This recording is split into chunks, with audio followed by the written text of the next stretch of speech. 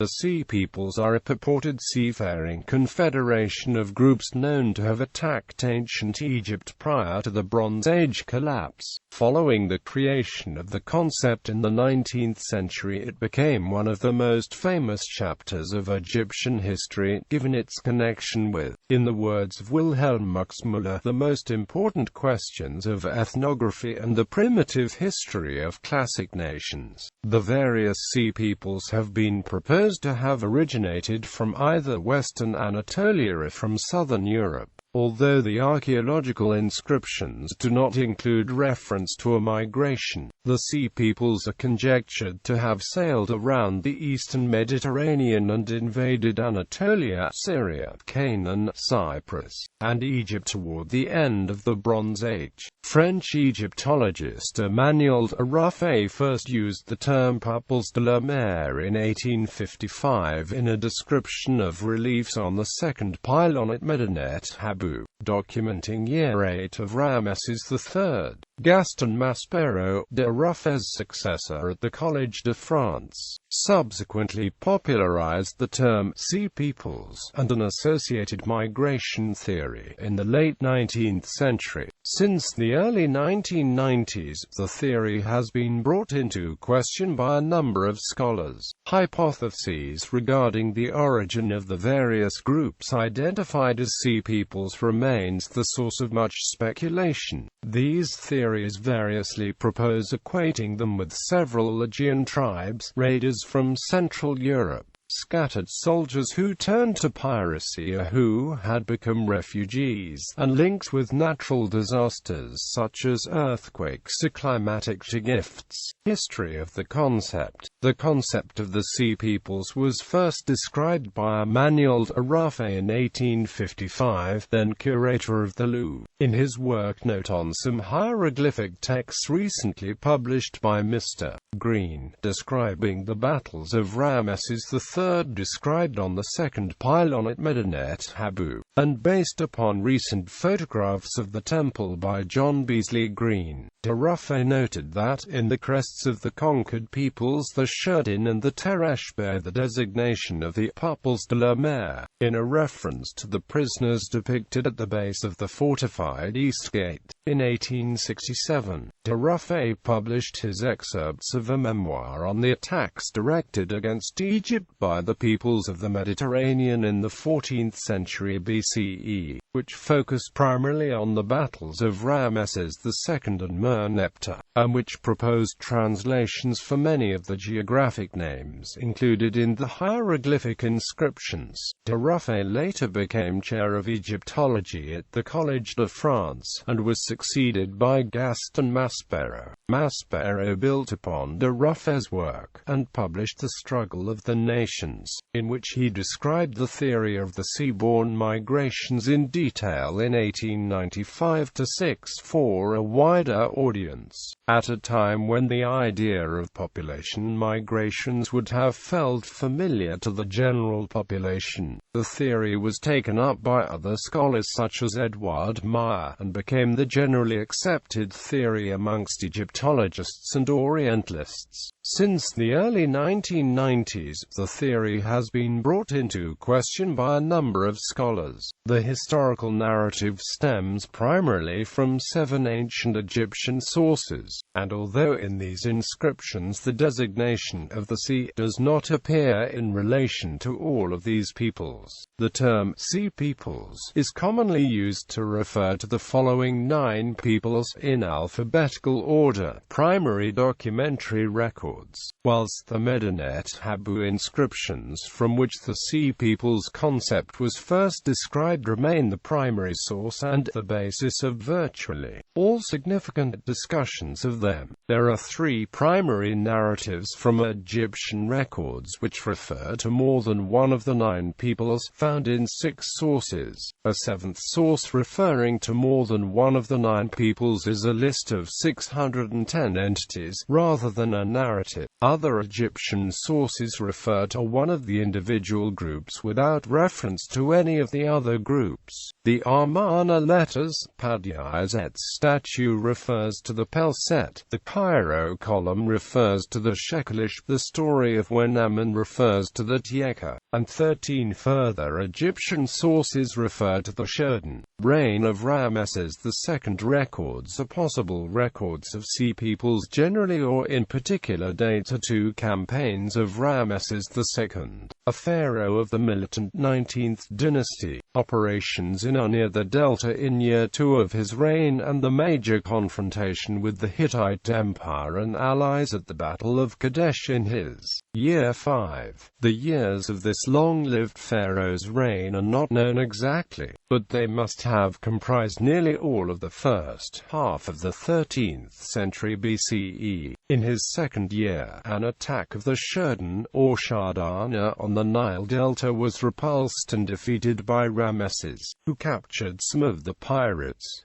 The event is recorded on Tanis Stele II, an inscription by Ramesses II on the stela from Tanis which recorded the Sherden raiders' raid and subsequent capture speaks of the continuous threat they posed to Egypt's Mediterranean coasts. The unruly Sherden, whom no one had ever known how to combat, they came boldly sailing in the warships from the midst of the sea, none being able to withstand them. The Sherden prisoners were subsequently incorporated into the Egyptian army for service on the Hittite frontier by Ramesses, and were involved as Egyptian soldiers in the Battle of Kadesh. Another stele usually cited in conjunction with this one is the Aswan stele, which mentions the king's operations to defeat a number of peoples including those of the Great Green. It is plausible to assume that the Tanis and Aswan stelae refer to the same event, in which case they reinforce each other. The Battle of Kadesh was the outcome of a campaign against the Hittites and allies in the Levant in the pharaoh's year 5.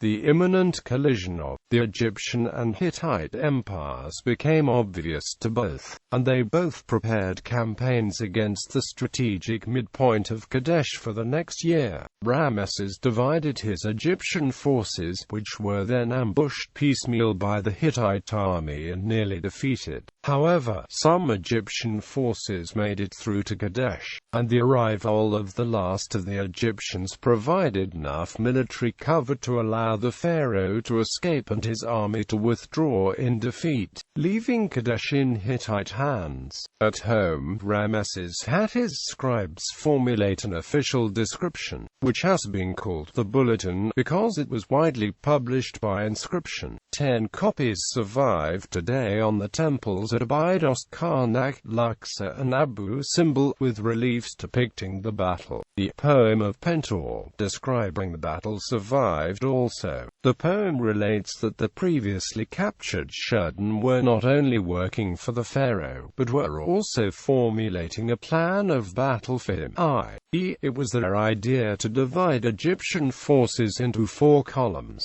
There is no evidence of any collaboration with the Hittites' malicious intent on the part, and if Ramesses considered it, he never left any record of the consideration. The poem lists the peoples which went to Kadesh as allies of the Hittites, amongst them some of the sea peoples spoken of in the Egyptian inscriptions previously mentioned, and many of the peoples who would later take part in the great migrations of the 12th century BCE. Reign of Merneptah. The major event of the reign of the pharaoh Merneptah, 4th king of the 19th dynasty, was his battle against a confederacy termed the Nine Bows at Perere in the western delta in the 5th and 6th years of his reign. Depredations of this confederacy had been so severe that the region was forsaken as pasturage for cattle. It was left waste from the time of the ancestors. The pharaoh's action against them is attested in a single narratives found in 3 sources. The most detailed source describing the battle is the Great Karnak inscription, and 2 shorter versions of the same narrative are found in the Athribis stele and the Cairo column. The Cairo column is a section of a granite column now in the Cairo Museum, which was first published by Maspero in 1881 with just 2 readable sentences, the first confirming the date of year 5 and the second stating, "The wretched of Libya has invaded with being men and women, Shekelish." The Athribis stela is a granite stela found in Athribis and inscribed on both sides, which, like the Cairo column, was first published by Maspero 2 years later in 1883.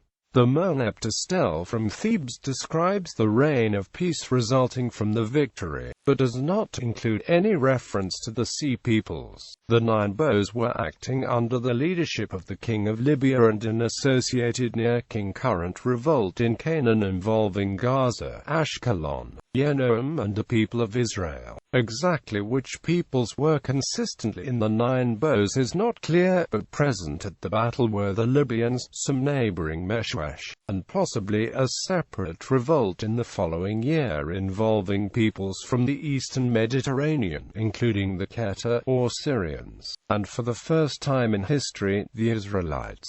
In addition to them, the first lines of the Karnak inscription include some sea peoples, which must have arrived in the western delta from Cyrene by ship, Ekwesh, Teresh, Laka, Sheridan, Shekelish, northerners coming from all lands.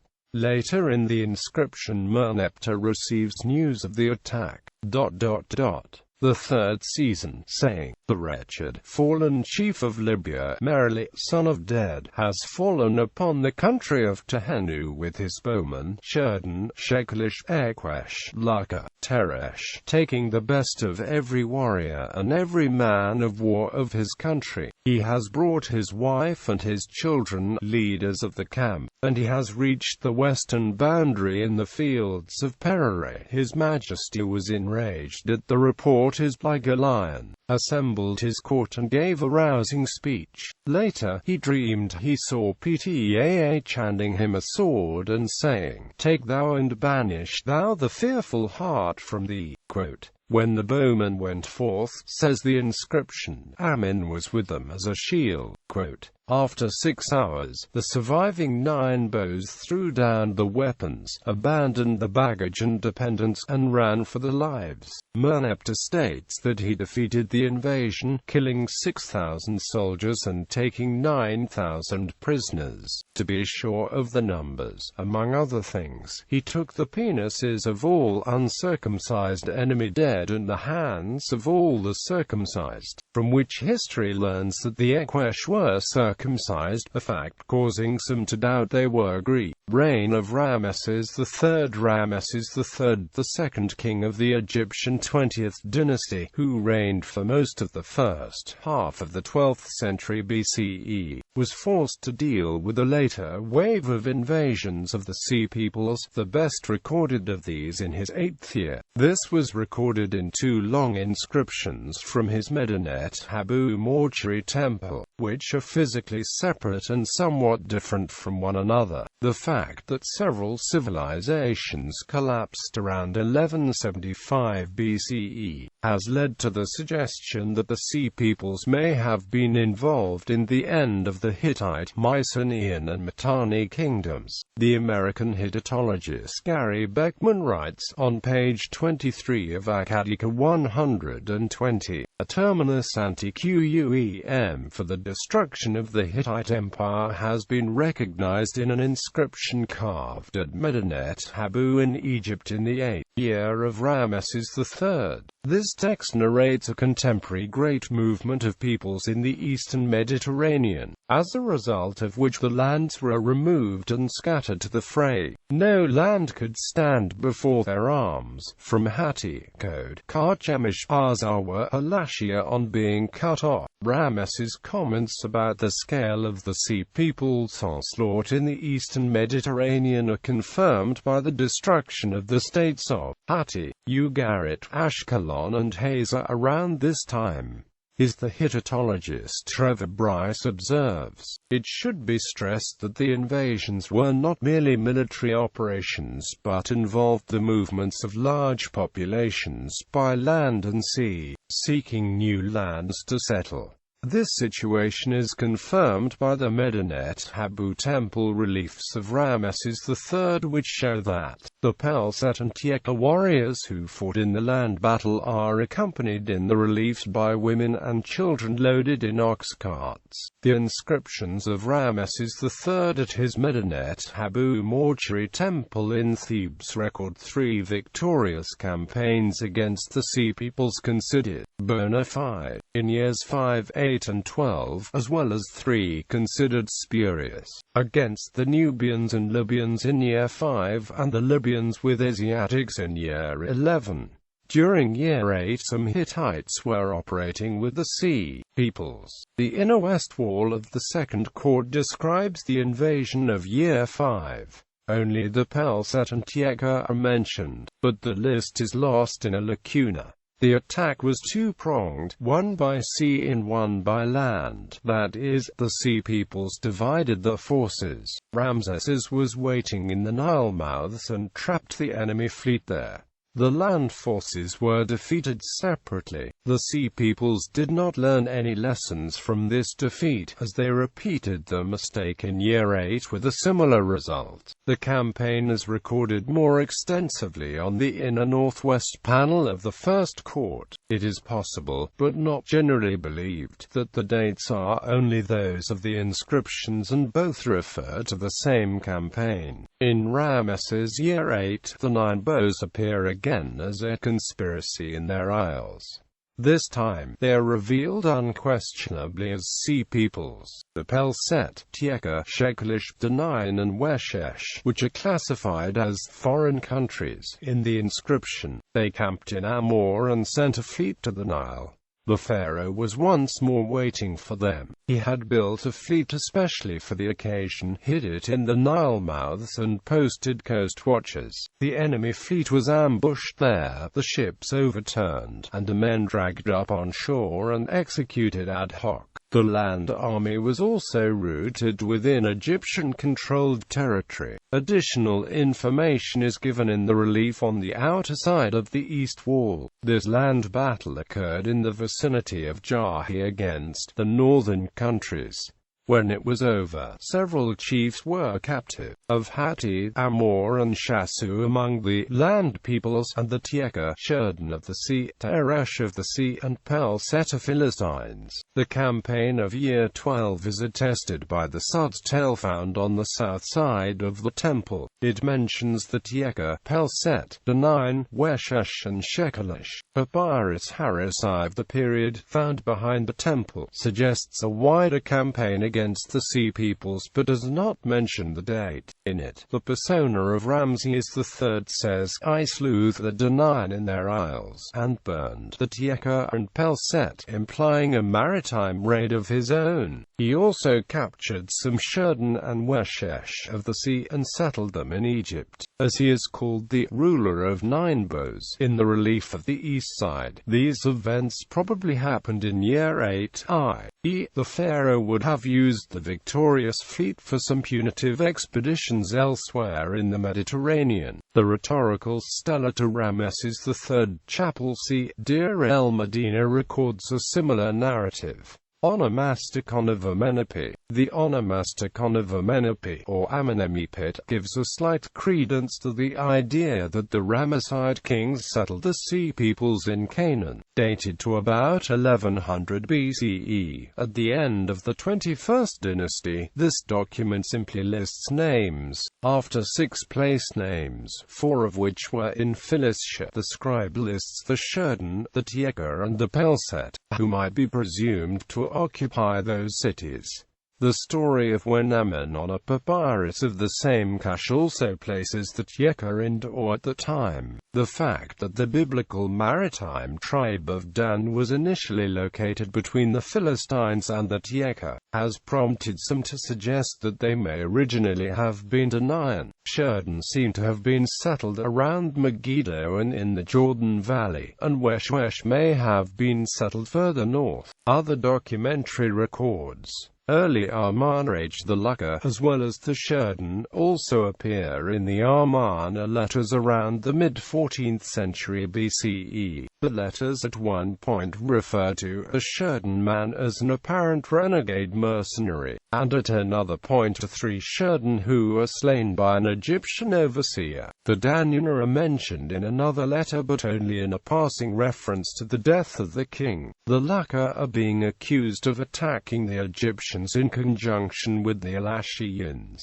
with the latter having stated that the Lucca were seizing the villages. Carchemish. A few states, such as Byblos and Sidon, survived the Sea Peoples' migrations. Despite Ramesses III's pessimism, Carchemish also survived the Sea Peoples' onslaught. King Kusi-Teshub I, who was the son of Ptolemy-Teshub, a direct contemporary of the last ruling Hittite king, Suppiluliuma II, is attested in power there. Kusi-Teshub and his successors ruled a mini-empire from Carchemish which stretched from Southeast Asia Minor, North Syria, the west bend of the Euphrates, from c.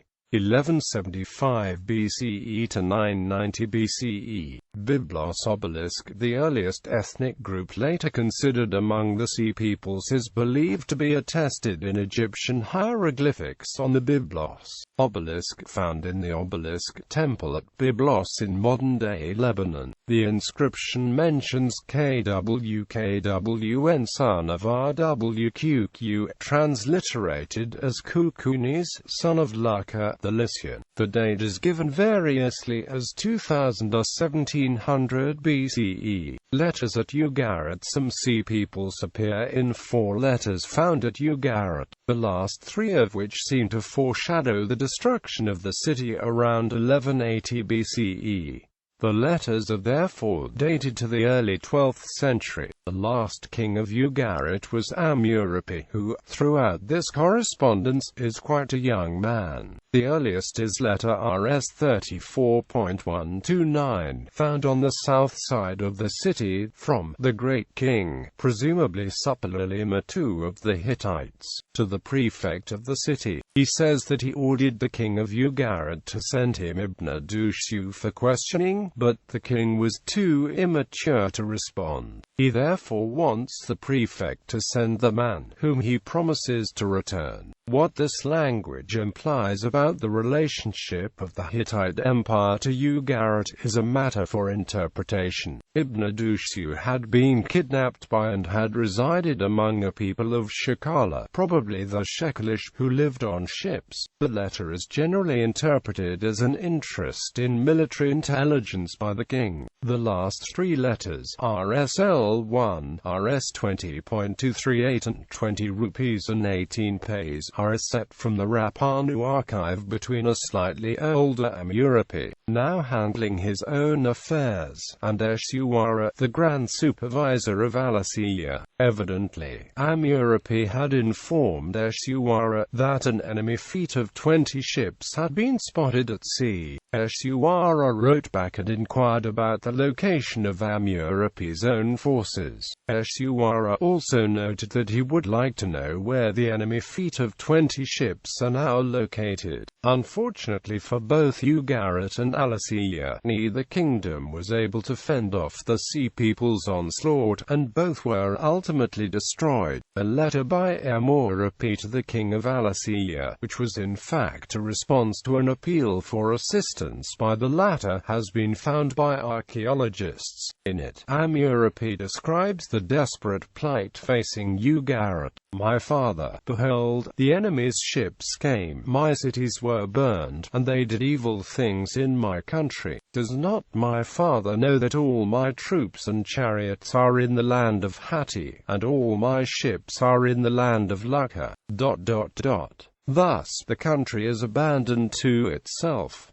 May my father know it. The 7 ships of the enemy that came here inflicted much damage upon us. Europe, in turn, appealed for aid from the viceroy of Carchemish, a state which actually survived the Sea People's onslaught, but its viceroy could only offer some words of advice for Europe. As for what you have written to me, ships of the enemy have been seen at sea. Well, you must remain firm. Indeed, for your part, where are your troops, your chariots stationed? Are they not stationed near you? No, behind the enemy, who press upon you. Surround your towns with ramparts. Have your troops and chariots enter there, and await the enemy with great resolution.